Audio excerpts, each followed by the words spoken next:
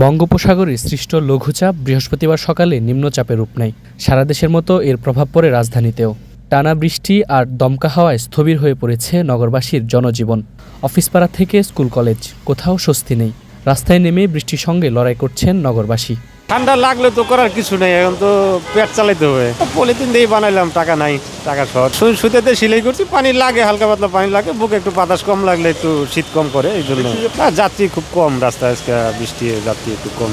সবাই বাসায় থাকে, যার টাকা আছে পয়সা আছে তারা বাসায় থাকে। আমাদের তো টাকা পয়সা কম, আমাদের রাস্তায় থাকতেই হবে যতক্ষণ টিকতে পারি। ঠান্ডা লাগলে কি এখন ওষুধ খাইতে হইব, তেল পানি ব্যবহার করলে হয়তো একটু কমবো, আবার কাজ করতে হবে। আর সারা মাস বলতে কামাই করি, ঠিক আছে, সামনে একটা ঈদের সিজন, বাসায় বউ পোলাপান আছে, ওদের জন্য কিছু বাজার সদাই দেওয়া লাগবো, অনেক বিষয় আছে, টাকা পয়সার দরকার আছে, কাপড় চোপড়ও লাগে, অনেক কিছু লাগে, যার কারণে বৃষ্টি ওদের ভিজা পড়ি বেরিয়েছে। আর কি করে পেটে তো মানে না, এই বৃষ্টি কষ্ট হলে কি হবো, বাল বাচ্চার তো খাওয়ান লাগে, হাতের অবস্থাকে এটা তো দেখছেন।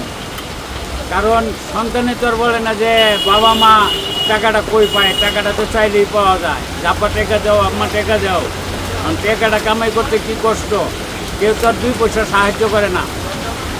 অন মনে করেন কষ্ট না করে আর কি করবো, কবারটাই কষ্ট।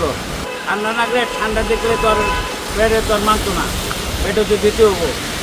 নগরীর বেশ কয়েকটি নিচু এলাকায় পানি জমে একাকার। একদিকে সড়কে স্থবির হয়ে পড়েছে যান চলাচল, অন্যদিকে বিপাকে পড়েছেন কর্মমুখী মানুষজন। সকাল থেকে টানা বৃষ্টিপাতের কারণে রাজধানীর বিভিন্ন জায়গায় তৈরি হয়েছে ছোট বড় জলাবদ্ধতার। সড়কের পাশে সেসব জলাবদ্ধতার কারণে চরম বিপাকে পড়েছেন মানুষজন।